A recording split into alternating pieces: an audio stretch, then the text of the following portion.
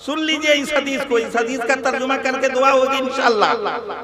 ज़कात भी देता था और दूसरे का माल बेईमानी भी करता था। किसी की प्रॉपर्टी बेईमानी कर लिया था, किसी की जमीन बेईमानी कर लिया था, किसी का माल बेईमानी कर लिया था। प्रॉपर्टी और जमीन बेईमानी करने वाले के बारे में तो हदीस के अंदर बड़ी सख्त वईद आई है। बुखारी शरीफ जिल्दे अव्वल अबवाबुल मज़ालिम वल क़िसास के सफ़ा नंबर 332 पे लगातार 2 रिवायतें मौजूद हैं। पहली रिवायत हजरत अबू सलमा रज़ियल्लाहु ताला अन्हु से रिवायत है, अन्ना अबा सलमा हद्दसहु अन्नहु कानत बैनहु व बैन उनासिन खुसूमतन फज़कर लि आयशा फ़क़ालत या अबा सलमा इज्तनिबिल अर्ज़ फ़इन्न नबिय्य सल्लल्लाहु अलैहि वसल्लम क़ाल मन ज़लम क़ीद शिब्रन मिनल अर्ज़ि तुफ़िक़हु मिन सब'i अर्ज़ीना, रवाहुल बुखारी फ़ी अबवाबिल मज़ालिम वल क़िसास। हज़रत अबू सलमा रज़ियल्लाहु ताला अन्हु फरमाते हैं कि मेरे और चंद लोगों के दरमियान जमीन का कुछ झगड़ा था। मैंने उस झगड़े का तज़किरा हजरत आयशा रज़ियल्लाहु ताला अन्हा के पास जाकर किया था। हजरत आयशा रज़ियल्लाहु ताला अन्हा ने मेरी तमाम बातों को सुनने के बाद मुझे नसीहत किया। फरमाया या अबा सलमा इज्तनिबिल अर्ज़ फ़इन्न नबिय्य सल्लल्लाहु अलैहि वसल्लम क़ाल मन ज़लम क़ीद शिब्रन मिनल अर्ज़ि तुफ़िक़हु मिन सब'i अर्ज़ीना। फरमाया कि अबू सलमा जमीन के झगड़े से बच के रहना, इसलिए कि अल्लाह के नबी सल्लल्लाहु अलैहि वसल्लम ने इरशाद फरमाया है कि जिस शख्स ने किसी की जबरदस्ती एक बित्ता जमीन भी ले लिया तो क़यामत के दिन जबरदस्ती ली हुई उतनी जमीन का 7 तह लेकर उसके गले में तोक बनाकर डाल दिया जाएगा। और उसी रिवायत के बाद हजरत सालिम रिवायत करते हैं अपने अब्दुल्ला बिन उमर, उनके वालिद मुहतरम है हजरत अब्दुल्ला बिन उमर रज़ियल्लाहु ताला अन्हुमा से। उसी रिवायत के बाद ये रिवायत भी मौजूद है उसी सफ़ा पे। हजरत अब्दुल्ला बिन उमर रज़ियल्लाहु ताला अन्हुमा फरमाते हैं कि अल्लाह के नबी सल्लल्लाहु अलैहि वसल्लम ने इरशाद फरमाया मन अखज़ शैअन बिगैरि हक़्क़िही खुसिफ़ बिही यौमल क़ियामति इला सब'i अर्ज़ीना, कि जिस शख्स ने थोड़ी सी भी जमीन जबरदस्ती किसी की ले लिया, जिस शख्स ने थोड़ी सी भी जमीन जबरदस्ती किसी की ले लिया तो क़यामत के दिन उस शख्स को 7 तह जमीन के अंदर धंसाया जाएगा। मुहद्दिसीन ने लिखा है इन दोनों हदीसों के दरमियान तत्बीक देने की कोशिश किया है और बड़ी अच्छी तत्बीक दिया है। मुहद्दिसीन लिखते हैं कि पहले तो जबरदस्ती ली हुई जमीन का उतना हिस्सा लेकर उसके गले में तोक बनाकर डाल दिया जाएगा, फिर सारे बोझ की वजह से वो खुद ही 7 तह जमीन के अंदर धंसता चला जाएगा। मेरे मोहतरम बुजुर्गों और दोस्तों, तो मैं अर्ज कर रहा था कि अल्लाह के नबी सल्लल्लाहु अलैहि वसल्लम ने इरशाद फरमाया कि मेरी उम्मत का सबसे बड़ा मुफलिस वो शख्स होगा जो क़यामत के दिन अल्लाह की अदालत में इस हाल में आएगा कि वो नमाज भी पढ़ता था और गाली भी बकता था, रोजा भी रखता था और तोहमत भी लगाता था और अपने माल की ज़कात भी अदा करता था और दूसरे का माल बेईमानी भी करता था, दूसरे की प्रॉपर्टी बेईमानी भी करता था। वो आएगा अल्लाह की अदालत में, वयाती क़द शतम हाज़ा व क़ज़फ़ हाज़ा व अकल माल हाज़ा व सफ़क दम हाज़ा। वो इस हाल में आएगा कि सारी इबादतें लेकर आएगा लेकिन उसने दुनिया में किसी का नाहक खून बहाया था, व ज़रब हाज़ा और किसी बेकसूर को मारा था। जबरदस्ती ली हुई चीजों के बारे में अल्लाह के नबी सल्लल्लाहु अलैहि वसल्लम एक जगह बड़ी सख्त बात इरशाद फरमाते हैं, बड़ी तंबीह फरमाई है आपने अपनी उम्मत को। हजरत अबू हुरैरा रज़ियल्लाहु ताला अन्हु से उसी अबवाबुल मज़ालिम वल क़िसास के सफ़ा नंबर 331 पे रिवायत है, अन अबी हुरैरा रज़ियल्लाहु ताला अन्हु क़ाला क़ाला रसूलुल्लाह सल्लल्लाहु अलैहि वसल्लम मन कानत लहू मज़लिमतुन लि अखीही मिन इर्ज़िही औ शैउन फलयतहल्ललहु मिनहुल यौम क़ब्ल अल्ला यकून दीनारन वला दिरहमा इन कान लहू अमलुन सालिहुन उखिज़ा मिन सय्यआति साहिबिही फहुमिला अलैहि। हजरत अबू हुरैरा रज़ियल्लाहु ताला अन्हु फरमाते हैं कि अल्लाह के नबी सल्लल्लाहु अलैहि वसल्लम ने इरशाद फरमाया कि जिस शख्स ने अपने भाई का या किसी मुसलमान भाई का या किसी भी और शख्स का जबरदस्ती कोई सामान ले लिया है, कोई चीज ले लिया है, फलयतहल्ललहु मिनहुल यौम, उसको चाहिए कि वो आज ही जाकर उससे माफी मांग ले। क़ब्ल अल्ला यकून दीनारन वला दिरहमा, इससे पहले कि क़यामत के दिन जबरदस्ती ली हुई चीजों के बदले में देने के लिए न उसके पास दीनार होगा न दिरहम होगा, यानी रुपया पैसा नहीं होगा। अगर उसके पास इन कान लहू अमलुन सालिहुन, अगर उसके पास नेकियां होंगी, उखिज़ा मिनहु बिक़द्रि मज़लिमतिही, तो जुल्म के बकदर उस शख्स उस जालिम की नेकियां उससे ले ली जाएंगी, और जिस पर जुल्म किया था उस मजलूम को वो नेकियां दे दी जाएंगी। मेरे मोहतरम बुजुर्गों और दोस्तों, तो मैं ये अर्ज कर रहा था कि अल्लाह के नबी सल्लल्लाहु अलैहि वसल्लम ने इरशाद फरमाया कि मजलूमों पर जुल्म करने से बचो और कमजोरों और मजबूर लोगों को और कमजोर बनाने से बचो, और अगर तुम में से किसी ने किसी का जबरदस्ती कोई सामान ले लिया है तो वो आज ही जाकर उससे माफी मांग ले।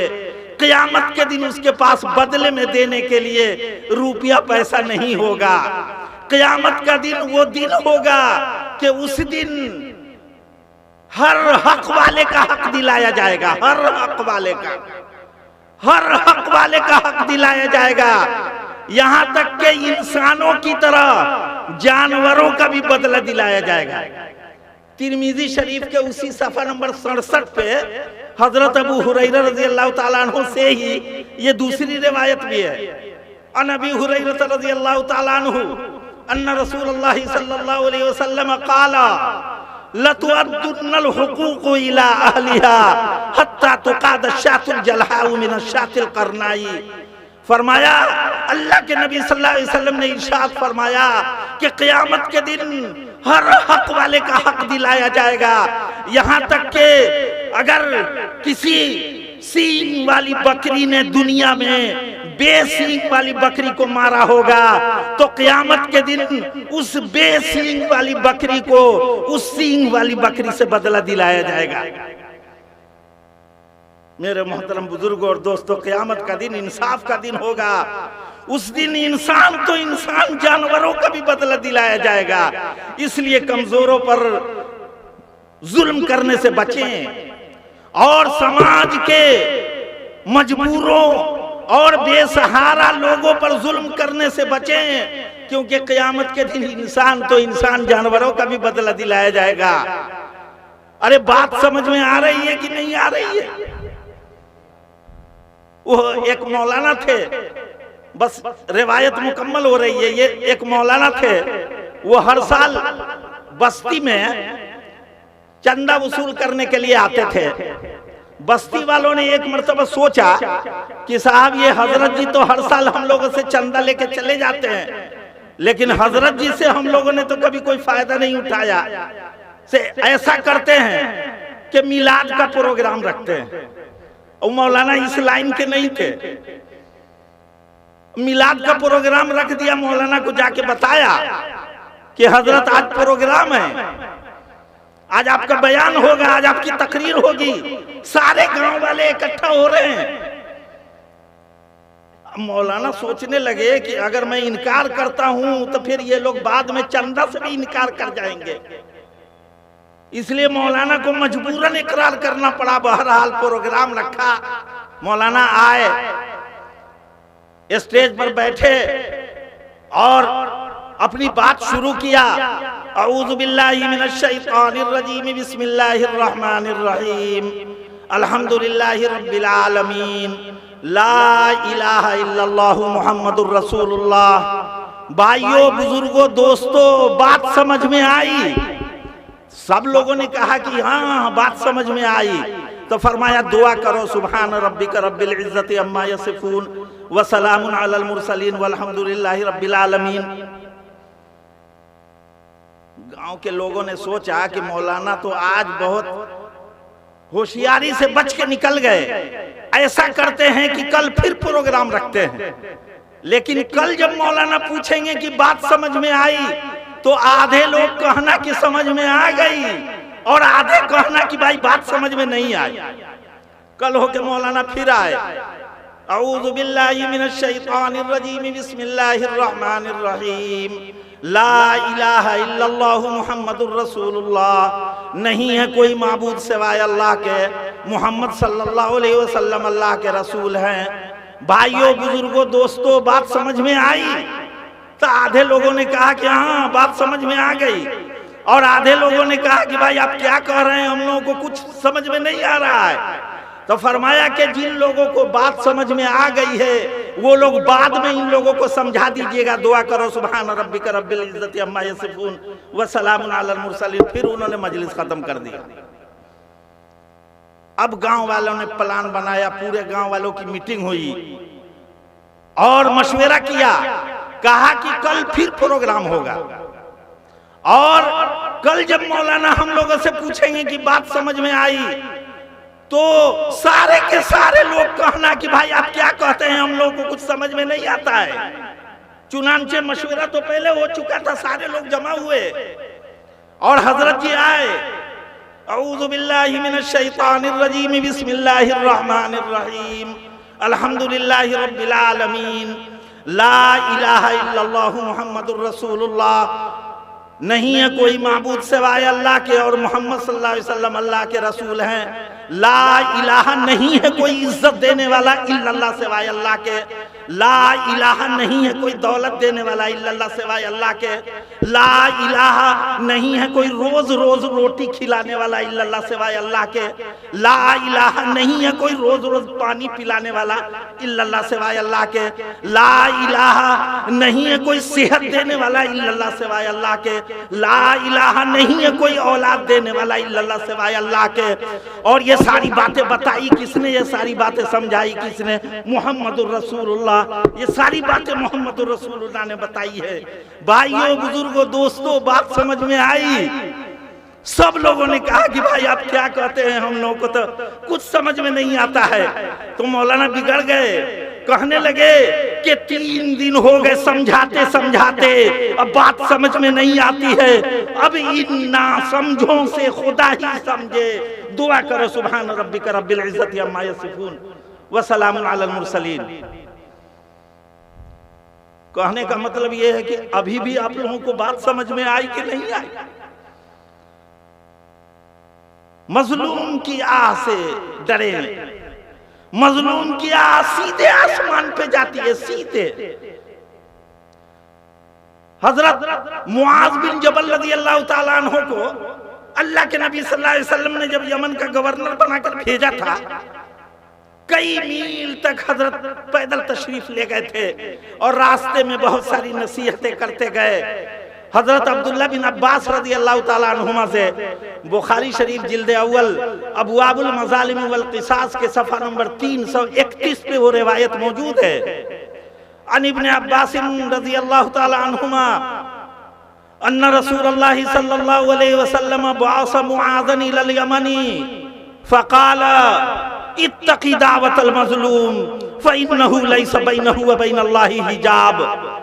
हजरत अब्दुल्ला बिन अब्बास रज़ियल्लाहु ताला अन्हुमा फरमाते हैं कि अल्लाह के नबी सल्लल्लाहु अलैहि वसल्लम ने हजरत मुआज़ बिन जबल को जब यमन का गवर्नर बनाकर भेजा था, तो आपने उनको ये आखिरी नसीहत किया था कि मुआज़, तुम यमन का गवर्नर बनकर जा रहे हो। मुखिया जी, आपके लिए भी ये हदीस है। ऐ मुआज़, तुम यमन का गवर्नर बनकर जा रहे हो, इसलिए मजलूम की आह से डरते रहना, इसलिए कि मजलूम की आह और अल्लाह के दरमियान कोई पर्दा नहीं होता है। तुम्हें समझाएं हम कैसे वफा कुछ और होती है, तुम्हें समझाएं हम कैसे वफा कुछ और होती है। बरसती है मोहब्बत वो घटा कुछ और होती है। ये सब मोहरे हैं, पिट जाएंगे एक दिन, देखते रहना। कमजोरों पर जुल्म करने वाले लोग मोहरे हैं, कोई नहीं बचेंगे। सब खुदा की पकड़ में और खुदा के अजाब में गिरफ्तार होगा। शायर कहता है कि ये सब मोहरे हैं, पिट जाएंगे एक दिन, देखते रहना। संभल कर चलने वालों की अदा कुछ और होती है। अब बढ़ेगा जुल्म तो फिर जलजले आएंगे धरती पे। अभी तुर्की में जलजला आया ना, बढ़ेगा जुल्म तो फिर जलजले आएंगे धरती पे। जो दिल टूटे हैं उनकी बद्दुआ कुछ और होती है। मेरे मोहतरम बुजुर्ग और दोस्तों, तो मैं अर्ज कर रहा था कि अल्लाह के नबी सल्लल्लाहु अलैहि वसल्लम ने इरशाद फरमाया कि मेरी उम्मत का सबसे बड़ा मुफलिस वो शख्स होगा जो क़यामत के दिन सारी जिंदगी की नमाज लेकर आएगा, रोजा लेकर आएगा, ज़कात लेकर आएगा। यानी वो दुनिया में बड़ी पाबंदी से नमाज पढ़ता था, रमजान के रोजे रखता था और अपने पूरे माल की ज़कात अदा करता था। आप लोग नमाज पढ़ते हैं कि नहीं पढ़ते हैं? जो पढ़ते हैं तो माशाअल्लाह, नहीं पढ़ते हैं तो सुन लें। 3 किस्म के लोगों पर नमाज फर्ज नहीं है। 3 किस्म के लोग ऐसे हैं दुनिया के अंदर जिनके ऊपर नमाज फर्ज नहीं है। अलल काफिर हत्ता युस्लिमा, काफिर पर नमाज फर्ज नहीं है जब तक वो इस्लाम कबूल न कर ले। अलल सबी हत्ता यबलुगा, और नाबालिग बच्चे पर नमाज फर्ज नहीं है जब तक वो बालिग न हो जाए। वअलल मातूही हत्ता याकिला, और पागल मजनू दीवाना पर नमाज फर्ज नहीं है जब तक उसका पागलपन ठीक न हो जाए, जब तक उसका दिमाग दुरुस्त न हो जाए, उस वक्त तक उस पागल के ऊपर नमाज फर्ज नहीं है। मैं आप हजरात से पूछना चाहता हूं कि क्या आप हजरात अपने आप को काफिर समझते हैं इसलिए नमाज नहीं पढ़ते हैं, या आप अपने आप को बच्चा समझते हैं इसलिए नमाज नहीं पढ़ते हैं, या आप अपने आप को पागल समझते हैं इसलिए नमाज नहीं पढ़ते हैं? न आप काफिर हैं, न आप बच्चे हैं, न आप पागल हैं, तो आखिर आप हैं कौन जो नमाज नहीं पढ़ते हैं? रोजे का हुक्म जमीन पर नाजिल हुआ था, ज़कात का हुक्म जमीन पर नाजिल हुआ था, हज का हुक्म जमीन पर नाजिल हुआ था। मुतबहिर उलमाए किराम यहाँ पे मौजूद हैं। और दूसरी बहुत सी इबादतों का हुक्म जमीन पर नाजिल हुआ था। लेकिन जब नमाज की बारी आती है तो अल्लाह पाक ने अपने हबीब पाक सल्लल्लाहु अलैहि वसल्लम को अपने पास मुइराज में बुलाकर नमाज का तोहफा दिया था। 50 वक्त की नमाज दे दिया था। लेके आ रहे थे, मूसा अलैहिस्सलाम से मुलाकात हो गई। बड़ी तफसीली रिवायत है। बहरहाल उनको इरजी इला रब्बी का लौटिए जाइए, काम कराइए, बार बार जाते रहे। 5-5 करके नमाजें कम होती रही, हत्ता के 45 वक्त की नमाज अल्लाह पाक ने 50 वक्त की नमाज दिया था। बार बार जाते रहे 45 वक्त की नमाज को अल्लाह के नबी सल्लल्लाहु अलैहि वसल्लम ने जाकर कम करा लिया। उसके बावजूद मूसा अलैहिस्सलाम ने कहा था कि जाइए 5 वक्त की भी बहुत भारी है, इसमें से भी कुछ कम कराइए। लेकिन फरमाया कि अब मुझे शर्म आती है। बहरहाल ये रिवायत के अंदर आता है कि हजरत मूसा अलैहिस्सलाम उनको बार बार वापस करते रहे कि जाइए नमाज कम कराइए। ये जाते रहे और 5-5 वक्त की नमाज कम होती रही। एक मौलवी तकरीर कर रहा था हजरत, वो डालडा वाले मौलाना की बात हम कर रहे हैं, 2 मंजिला टोपी वाले। वो हजरत वो तकरीर कर रहे थे कि देखो हमारे नबी का पावर तो देखो, हमारे नबी का इख्तियार तो देखो, हमारे नबी ने 5 करके 45 वक्त की नमाज को माफ करवा लिया। तो क्या जो नबी 45 वक्त की नमाज को माफ करवा सकता है, क्या उस नबी में अब इतना पावर भी नहीं है कि बाकी 5 को भी क़यामत के दिन माफ करवा ले? 45 का पावर है, अब 5 का पावर नहीं है। पावर के बारे में पूछना है तो मुखिया जी से बाद में पूछ लीजिएगा कि पावर का इस्तेमाल कैसे होता है। अजीब हाल है मुसलमानों का। इलाज कराने के लिए डॉक्टर के यहाँ जाता है और बाजार जाता है, कमाने के लिए दिल्ली बम्बे चला जाता है, मगर मस्जिद में नहीं जाता है। अब मस्जिद में अगर कोई जाता भी है तो पेशाब के लिए जाता है। हम बालासात में 18 साल 3 महीना दरसो तदरीस की खिदमत हम अंजाम दे चुके हैं। बालासात बाजार पे एक मस्जिद है, हमने 10-15 साल तक मस्जिद भी मेरे सामने बनी थी। 10-15 साल तक मैंने अपनी आंखों से देखा है कि बाजार के दिन, तवज्जो हजरत तवज्जो जरा सा, बाजार के दिन, खास तौर से जिस दिन बालासात बाजार लगती थी, बाजार के दिन मस्जिद में पेशाब करने वालों की लाइन लगी रहती थी। आप लोगों से भी चलते चलते कोई आदमी रास्ते में मस्जिद का पता पूछे, समझ जाइएगा कि पेशाब के लिए पूछ रहा है, नमाज के लिए नहीं। एक आदमी की बकरी मस्जिद में चली गई, मुअज्जिन ने दौड़ाया कि किसकी बकरी है? तो वो बेचारा आकर के कहता है कि हुजूर हमारी बकरी है, से जानवर है, नादान है, नहीं जानती है, इसलिए चली आई है, से कभी हमहू को देखे हैं मस्जिद में?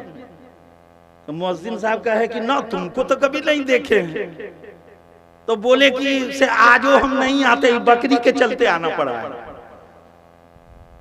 मेरे मोहतरम बुजुर्ग और दोस्तों, अल्लाह से दुआ फरमाइए कि अल्लाह पाक हम लोगों को सच्चा पक्का नमाजी बनाए। बहरहाल तो मैं ये अर्ज कर रहा था, वो हदीस अभी अधूरी है, आखिरी तर्जुमा बाकी है। अल्लाह के नबी सल्लल्लाहु अलैहि वसल्लम ने इरशाद फरमाया कि मेरी उम्मत का सबसे बड़ा मुफलिस वो शख्स होगा जो क़यामत के दिन नमाज लेकर आएगा, रोजा लेकर आएगा, ज़कात लेकर आएगा, लेकिन वो अल्लाह की अदालत में इस हाल में आएगा कि उसने दुनिया में किसी को गाली दे दिया था, किसी पर तोहमत लगा दिया था, और किसी की प्रॉपर्टी बेईमानी कर लिया था, और किसी को बेकसूर मारा था, और किसी का नाहक खून बहाया था। फयुक़ादु फयुक़्तसु हाज़ा मिन हसनातिही व हाज़ा मिन हसनातिही।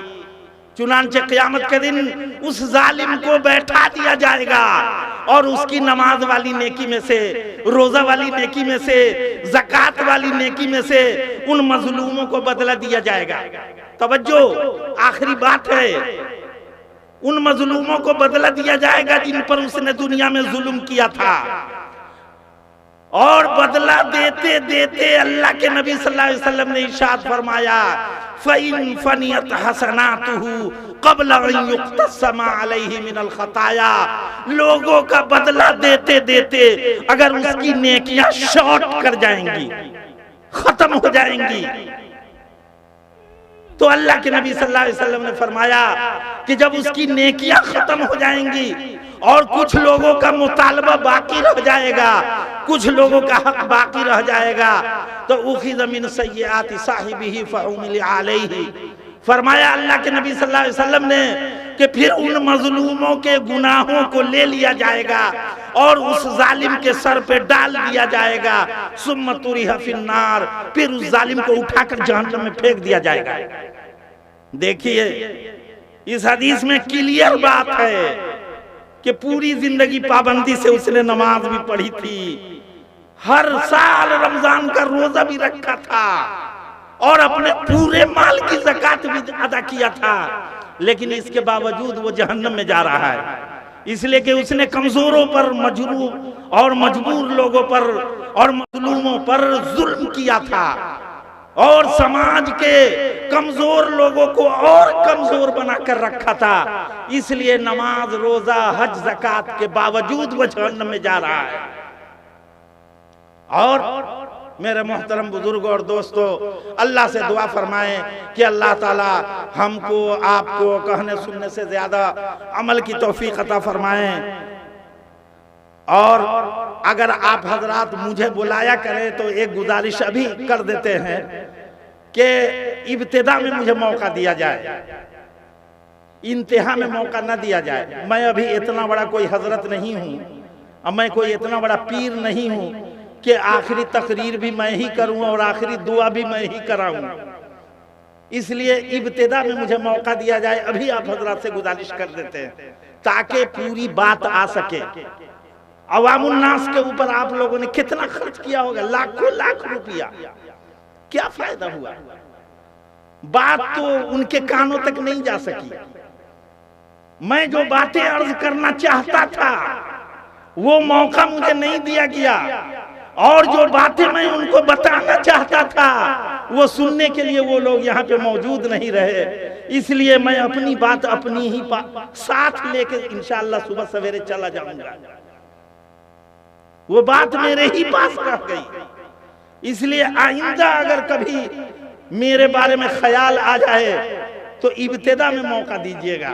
अल्लाह से दुआ फरमाइए कि अल्लाह ताला हमको आपको कहने सुनने से ज्यादा अमल की तौफीक अता फरमाए।